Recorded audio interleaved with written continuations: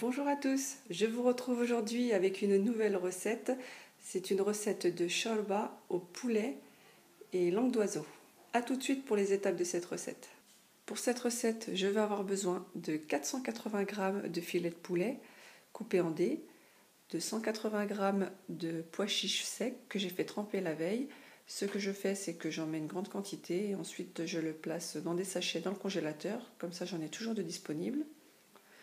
Une petite courgette, un petit morceau, une petite branche de céleri, une demi-carotte, un demi-oignon, l'autre moitié de l'oignon que j'ai coupé en dés, 110 g de pâte langue d'oiseau, un peu d'huile de tournesol, pour les épices du sel, une demi-cuillère à café de poivre, une demi-cuillère à café de cannelle, une pointe de cumin, c'est la moitié d'une demi-cuillère à café, et une cuillère à café de piment doux ou de paprika, de la coriandre fraîche que j'ai hachée, 3 cuillères à café de concentré de tomate et un petit peu d'harissa, une petite pointe d'harissa. Je commence par placer tous mes légumes dans un blender.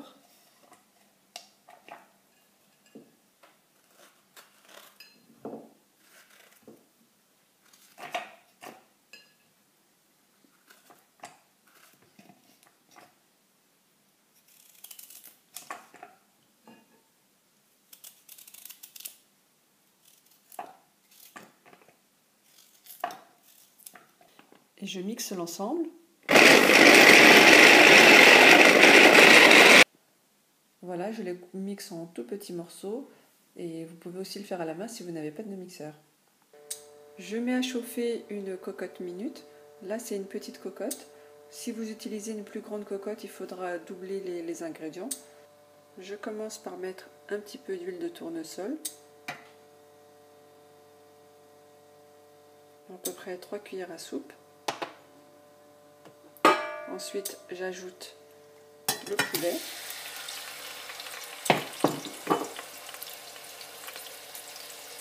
Les légumes.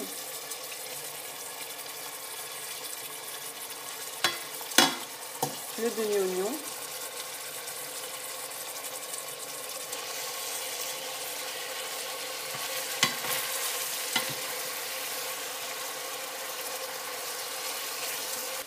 Je laisse revenir les ingrédients quelques minutes avant d'ajouter le concentré de tomate et les épices.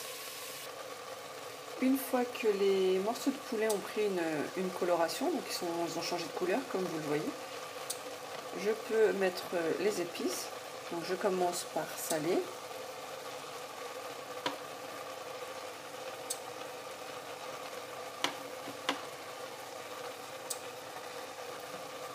Et ensuite, j'ajoute toutes les autres épices.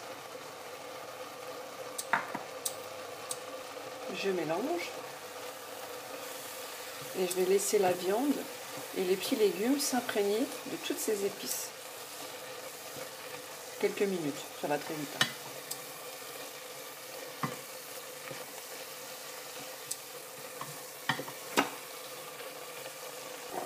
Maintenant, j'ajoute le concentré de tomate et l'harissa.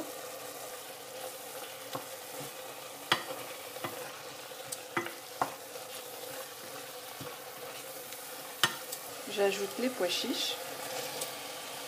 Si vous mettez des pois chiches en boîte, il faut les mettre à la fin, en fin de cuisson.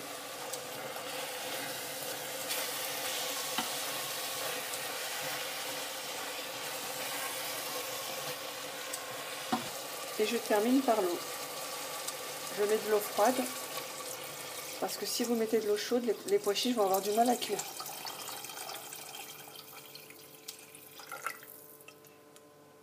J'ajoute de l'eau pour remplir ma cocotte. Voilà, pas jusqu'en haut, mais bien la remplir. Et voilà, maintenant il ne me reste plus qu'à fermer la cocotte, mettre la soupape. Et une fois qu'elle tourne, comptez 30 minutes minimum pour la cuisson des pois chiches. Voilà, la chorba a eu 30 minutes de cuisson. Les pois chiches sont cassants, donc ils sont cuits.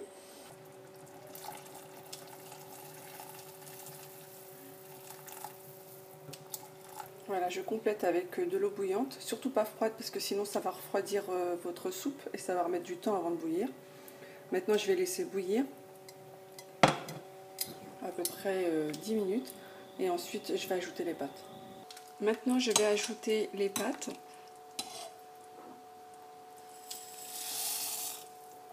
Et je vais les laisser cuire comme c'est indiqué sur le paquet.